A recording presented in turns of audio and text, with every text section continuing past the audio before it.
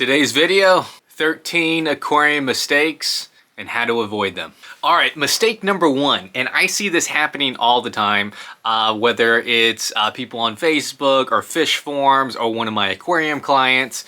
I see this a lot, and this is one of the biggest things you can do to have a healthier fish tank, to make things go smoother, maintenance easier, adding more fish easier. Everything just becomes a little bit easier because you got things working for you.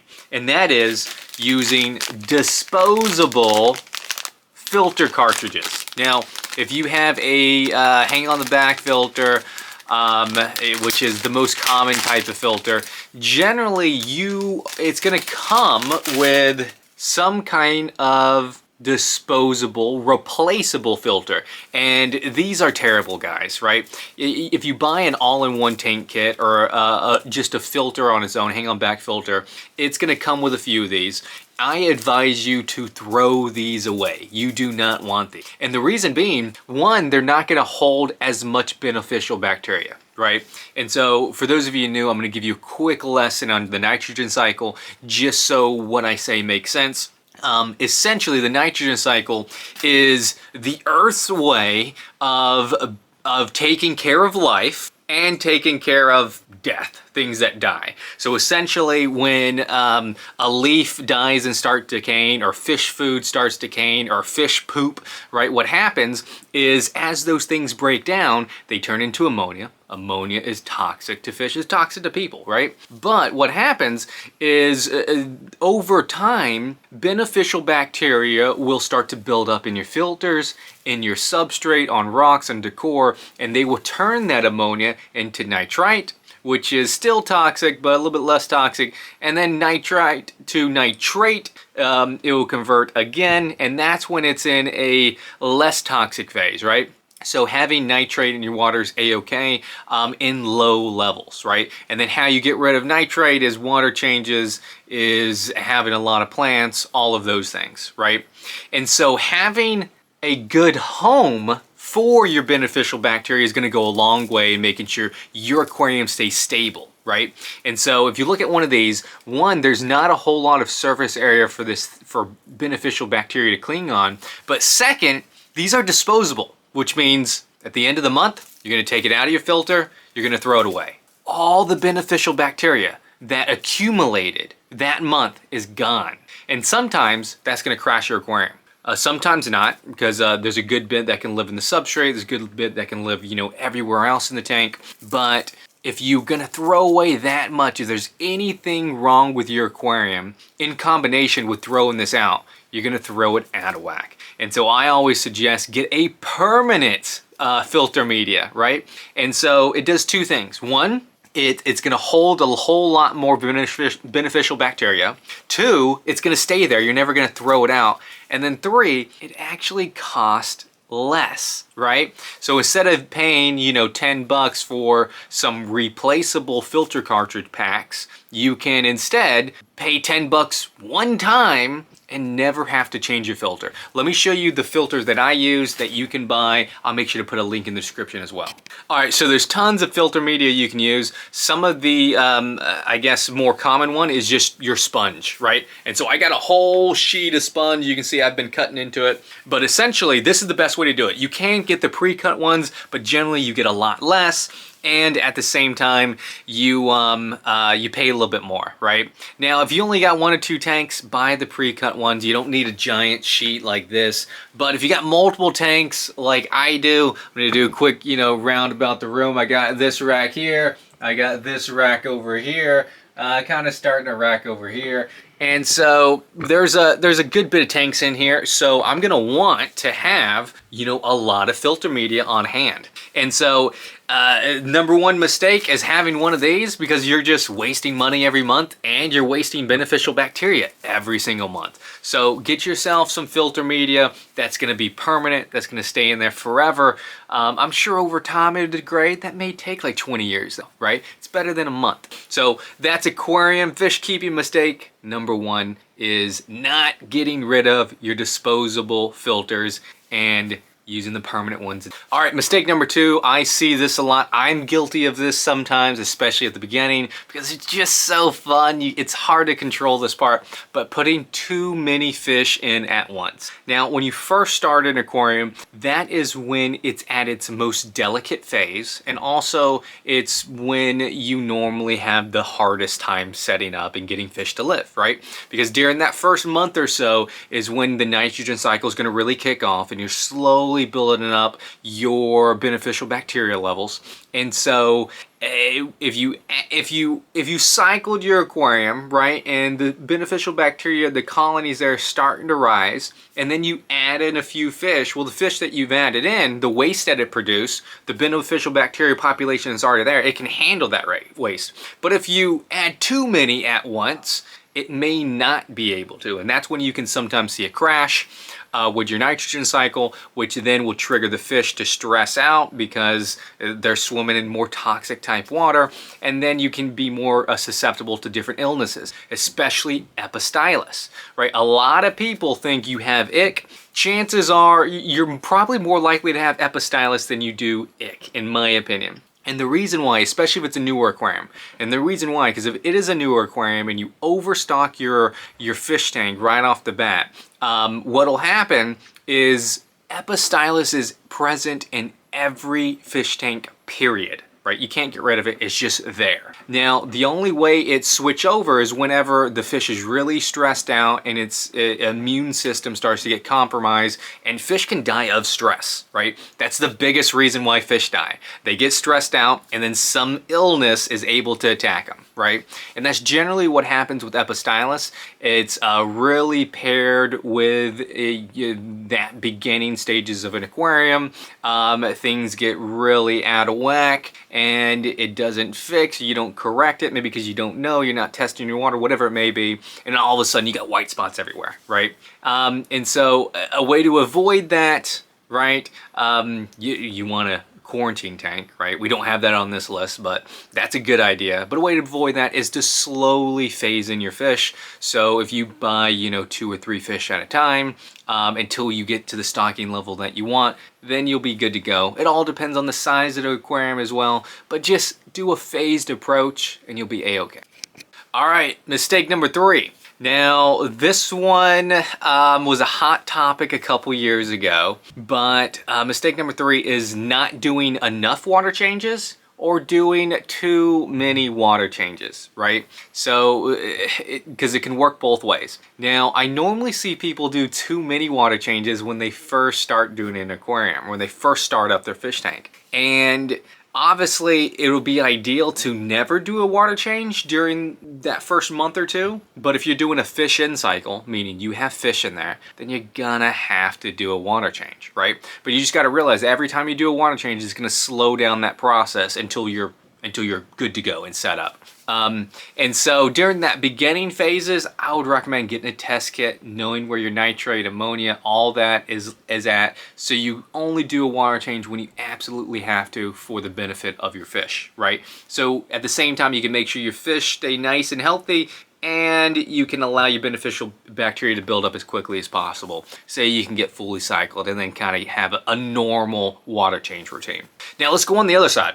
There's some people who do not do water changes at all. Now you can make this work, of course, but you gotta understand what is happening, right? Let me tell you about an experiment that that was done at some university. A lot of people say that a fish will only grow to the size of its tank. And that's not directly true. Indirectly is true, right? Because if you put a goldfish in a 10-gallon tank, right, goldfish can get this big, but in a 10-gallon tank, it may stay this big, right? And the reason for that, it's not that the fish knows and it adapted its growing ability so it can stay smaller. No, what happens is the water gets dirtier much quicker, the nitrate levels are much higher, and his growth is stunted, right? And they prove this with an experiment, some university up north, where essentially they put, I think it was a tilapia in like a 10 or 20 gallon tank, and they wanted to see if it would outgrow the tank. And what they did is they had a steady stream of water coming in and a steady stream of water going out. 100% of the time, consistently. It was always flowing. So he was getting a water change every single day, right? And what happens is that tilapia outgrew that tank fairly quickly too, which proves it doesn't matter about the tank size. What matters is the water quality, which means what? If you want healthier fish, you gotta do water changes. Now this becomes even more expanded when you talk about certain types of fish, right? South American cichlids and normal, any other fish that likes a lower pH, generally those are gonna be less tolerant to nitrates and ammonia and all that. And the reason why is because ammonia is less toxic at lower pH levels. At higher pH levels, that same amount of ammonia is going to be more toxic to that fish. And so in general, in the wild, these fish that like the softer water, the more acidic water, the lower pH water, what's going to happen is that whenever they're in your tank and you have hard water and there's some ammonia, it's going to affect them a little bit more. And that's generally why you only see South American cichlids with the hole in head disease, right? And so if you have South American cichlids, if you have fish that like more acidic water, and you're not giving them acidic water, you gotta make sure you do a lot of water changes just to make sure they're happy and healthy, because they are truly not adapted for it. Now the other reason why you want to make sure you do your water changes is it depends on your goals, right? But if your goal is to keep algae at bay, that's the easiest way to do it. Light and water changes, right? Lower your light, do more water changes, and you're not gonna have the problem with algae that you normally would, right? And now there's a tons, I can keep on going. I keep on listing reasons to do water changes. Another one is certain fish give off hormones, and this is really common with especially cichlids, but it happens with a lot of other type of fish that live in that colony type, I guess, community colony fish. I don't know what we call them. But essentially, the more dominant ones will eject hormones into the water, stunting other fish growth and making sure they don't color up as much. Which is why, especially if you guys have cichlids, I bet you notice this. Every time you do a water change, whoever is the top fish of the tank, the next guy up, normally you see them kind of squabble a little bit right after a water change. You think it's because you change things up, but no, you took the hormones out of the water, they're growing up a little bit more, and there's more now of a need, I guess, and a want and a desire and the ability, all of that, to now challenge whoever the top dog is or was, right? And so there's a lot of different reasons why you want to do your water changes. Now, there isn't like a set thing, schedule. You don't have to do it every week. You don't have to do it every other week, right? Some tanks I do every week, some tanks I do once a month, right? And it just depends on your fish, right? Some fish, you can go a long time without doing water changes. You just need to do your research, observe your fish, and you can learn based on that. All right, guys, this is mistake number 4, and that is feeding your fish the same food every single day, right?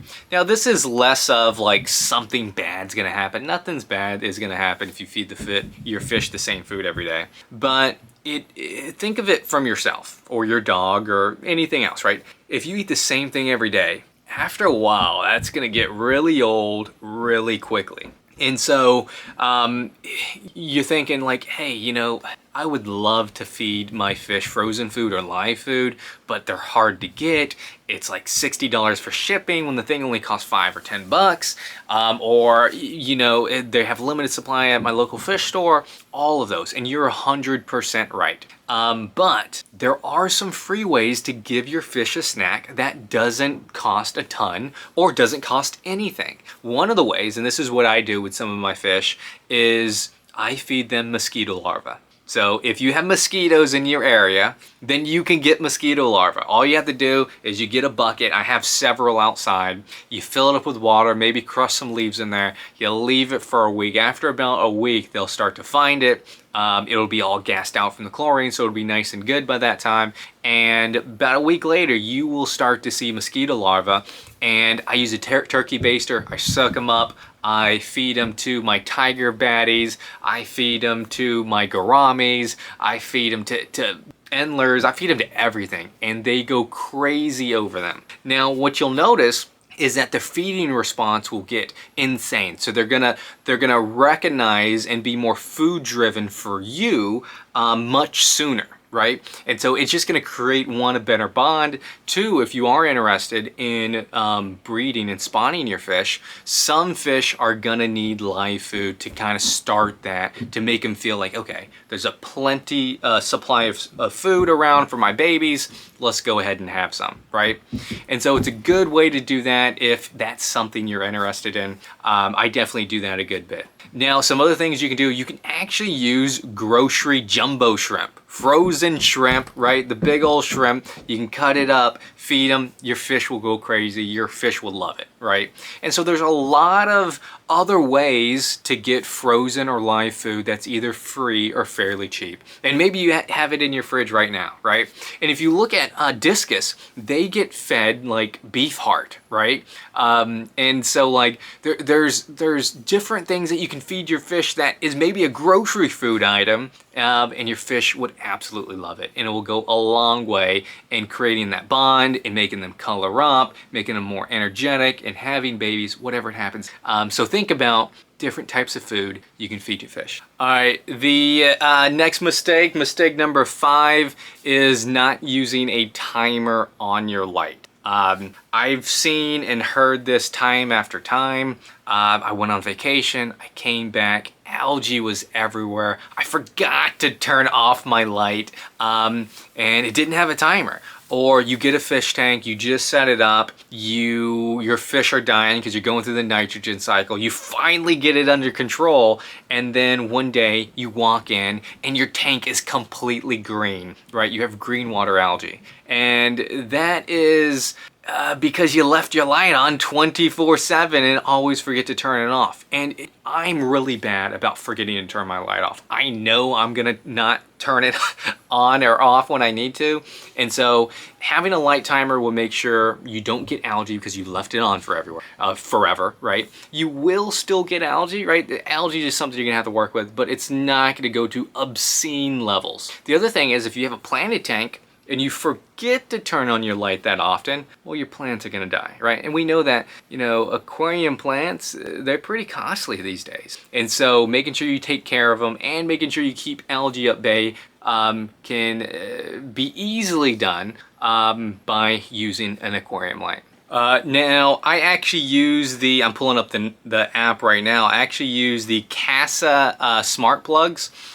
You don't have to get a smart plug, you can just use an analog one, that will work just fine, anything. But I like using one like this. This is what the app looks like. You can add as many plugs as you want, and then from a press of a button you can turn them on and off. Also, you can set up a schedule, which is what I do. You can see this rack starts at 10:30 is when it turns on, and it turns off at 9:30. And so you can set a schedule to make sure you're not leaving your lights on too long, and that the lights actually turn on so that your plants can grow as well.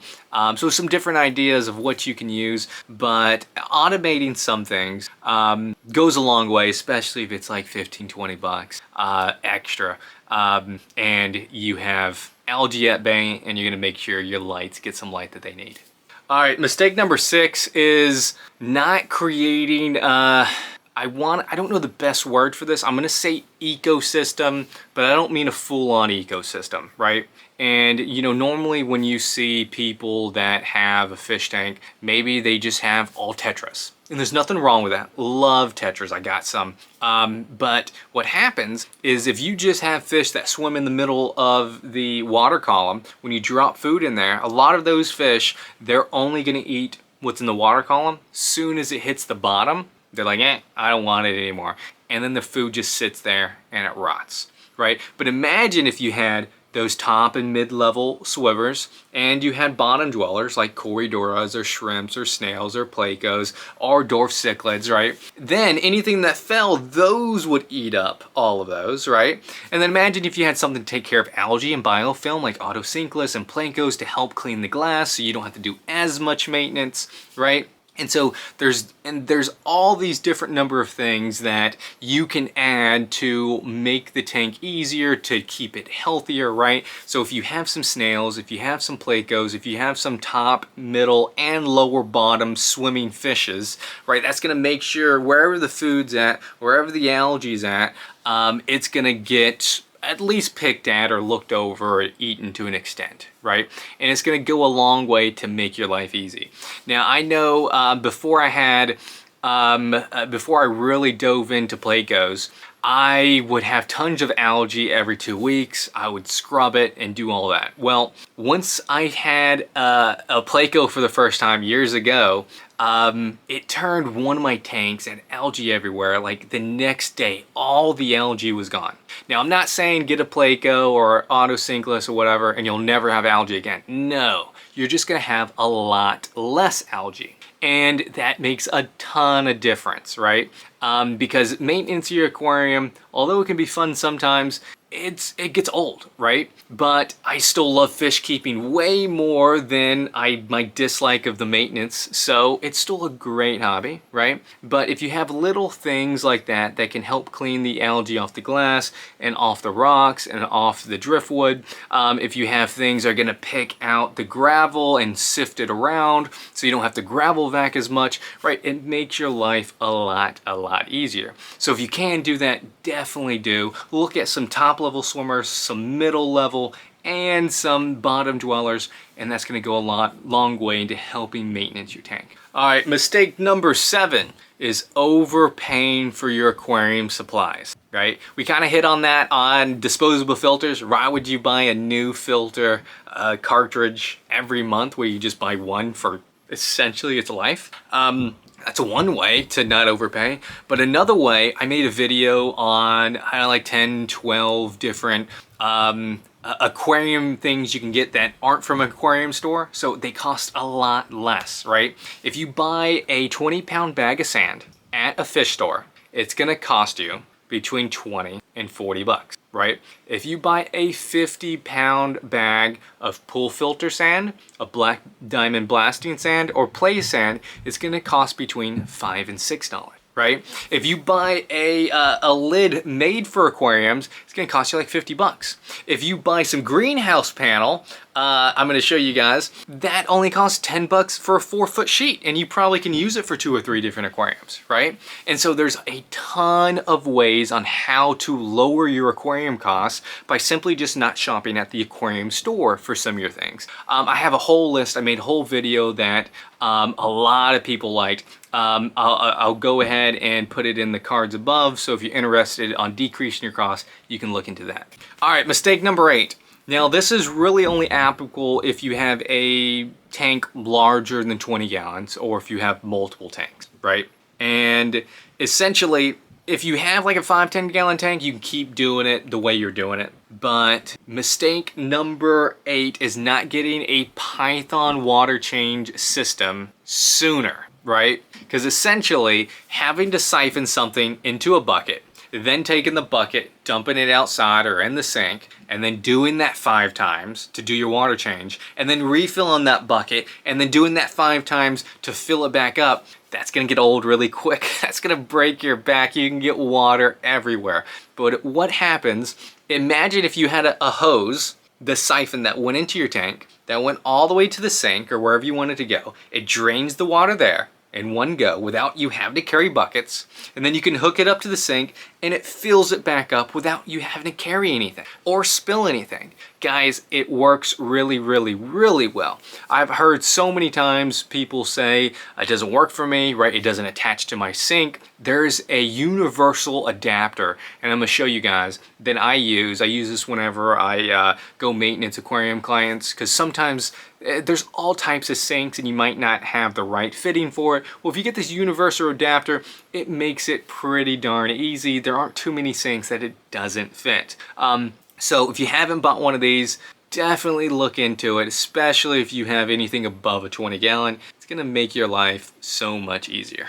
All right, mistake number 9 is not having Dther fish. So First, what are Dther fish? Dther fish are those fish that you put in the tank because they're outgoing, they happy-go-lucky, but you put them in there because you have shy fish that always hide, right? And what Dther fish do, if this shy fish over here is always hiding, but all of a sudden these Dther fish are just swimming around like there's no danger, they're gonna see that and it's like, oh, I guess it's not dangerous. Let me swim around too.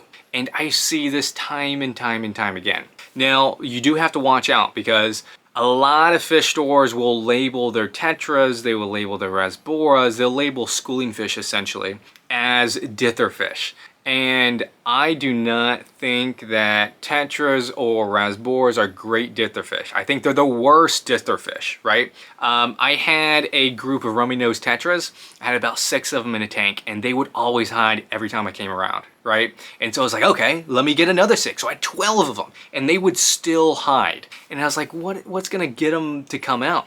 And so one day I picked up some guppies or endlers from the auction. I put them in there, not even trying, just because I wanted to get some. And what I noticed is the endlers and guppies was swimming everywhere, and all of a sudden the rummy nose, after about a day, they were swimming everywhere out in the open. They weren't hiding. Whenever I came by the tank, they kind of stayed there.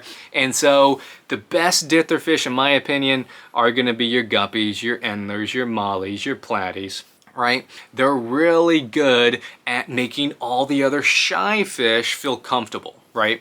Another fish that I used to have trouble with is Carbensis. Carbensis would hide a good bit if they're in a tank all by themselves, but as soon as I threw in a handful of platies that were always swimming around, they were always out and about too. And so if you have this problem where your fish is always hiding from you, you may just need some Dther fish to make them feel like everything's okay. All right, mistake number 10, and that is buying fish that aren't compatible with each other, right? You're gonna wanna make sure to do your research to make sure you have things that are very compatible. Now, just because someone says these fish aren't compatible doesn't mean that's true, right? You really want to look at a number of things. You want to look at temperature, right? You know, goldfish can't go with discus, right? Goldfish, they like slightly cooler water. Discus, they like 85, 86, right? They like it really hot. Those two cannot live with each other, right? And so temperature is generally something you want to research.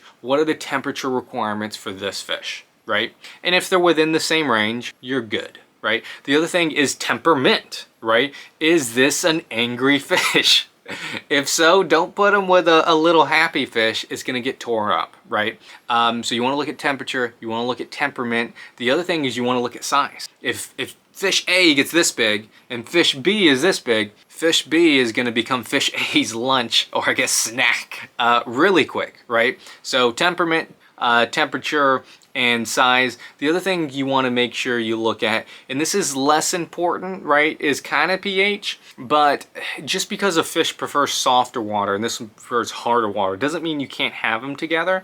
It just means that you probably won't have any breeding action. And if that's your goal, then yeah, don't. But if it isn't, if you're not like, I don't want to spawn these, then it's okay. As long as the recommended range is close enough, you're okay. If it's leagues away, then yeah, that would be a thing. And so that's something you kind of want to look at, but that's not super set in stone, especially if it's a tank bred fish. They're going to be used to different parameters than whatever their wild origin waters have. Now, the other thing when it comes to compatibility is the fish's like shyness. Because even though you can bring them out and about, they may be a little bit more shy when it comes to feeding time, right? And so if you got really rambunctious fish that are always gobbling up the food, and you have something like a pipefish, or you have something like an eel, or if you have African dwarf frogs, sometimes you're gonna have to manually feed those. And so it's more of an awareness thing that your fish isn't gonna get anything to eat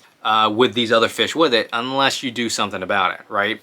So all those things you kind of want to take into account whenever you're looking at fish A and fish B and seeing if they can go together, right? It's less of this fish can't go with this. Don't do that. Don't get the chart that says this fish is good with these fishes. Like, no. Throw that away. All you gotta need to know, what is this temperature requirements? What are the, what it is, it's temperate, right?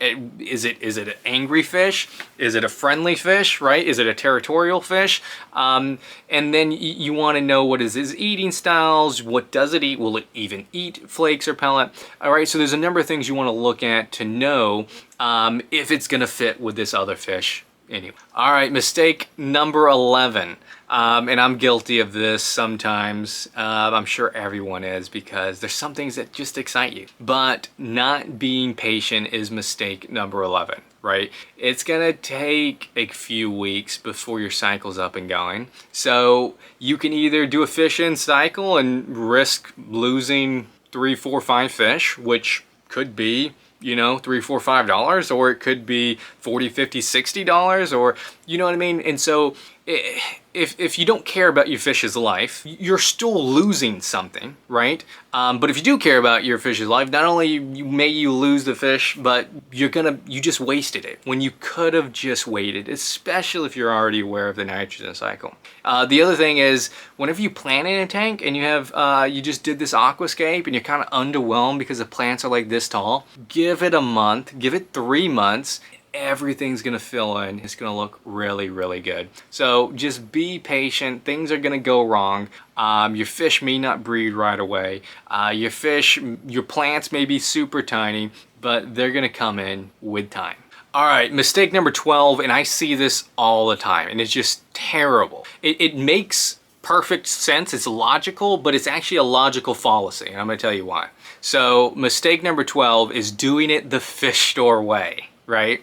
Now, what is the fish store way? Well, the fish store only has just sand or gravel in their tank. Why can't I? Well, it's not that you can't, it's that they are set up that way because it makes it easy for them to scoop out the fish when the customer wants to buy it, right? If you're not selling fish out of your tank, go ahead, put decorations in there. It's gonna make the fish feel more secure, right? The other thing is, I see people say, oh, the fish store has 200 fish in their 20-gallon. Why can't I? Because they are selling the fish. They got the fish in. There's any given one fish is probably gonna be with those 200 fish for like 2 weeks, maybe, right? And so there's a lot of things that you see fish stores do, and you got this thing in your head that the fish stores are the experts. And yeah, they probably are, but they are doing fish keeping in a much different way. In fact, they're not doing fish keeping, right? They're just doing fish holding until you come along and buy it. And so just because you see a fish store do it, doesn't mean that's the way you should do it, right? Because they're built for getting that fish in, getting them out in a fairly quick amount of time, right? And so that's a very temporary house for the fish. When you have a permanent one, you're gonna want things to be a little bit more solidified. So just because a fish store does it, doesn't mean you should do it. All right, so this is aquarium fish keeping mistake number 13. This one is kind of near and dear to my heart. Everyone probably won't agree with this one, but the last mistake is only buying colorful fish, right? Now, the glowfish, cool, not my thing, right? It has to be every color of the rainbow, cool, those are super pretty, yes, I know, but imagine getting some fish with like some personality, right? It's just dirt brown or gray, right? Or just speckled or a couple stripes on it. But there are some not so colored up fish that are absolutely amazing. My hairy puffer, he blends in with the sand. He's an ambush predator. He looks like a rock, right? And I don't have him anymore. When I moved, I had to get rid of him, so I'm gonna have to get another one. But he was a true pet. He would come up to the tank. He would splash water at me when he was hungry. And when I wouldn't feed him as much as he wanted, he would sit and splash until he realized I wasn't doing anything. I had a rock in the back. He would go behind the rock and he would poke up every minute. Look at me, say, he didn't move, go back down. Minute later, he'd poke his eyes up. No, he's not coming up. And he would do that like 5 or 6 times. And then if I didn't feed him, he would throw a temper tantrum, right? He would go around and he'd fling his body all over, sand would go everywhere. Like there's some fish that have so much personality, that are so cool, that have really interesting behaviors, and they're brown or gray, right? So just because it's not a colorful fish doesn't mean that fish isn't gonna be absolutely amazing. So give some of these brown and gray fish a try. You won't regret it, right? I'll list some down in my first comment, some brown gray fish that aren't very colorful that I find absolutely fascinating. And if you haven't tried those, give those a try because they're really cool. Well guys, that's gonna wrap up these mistakes. If you have any that I don't have on this list, put them in the comment section. Would love to hear them so we can all learn from that. See you guys next time.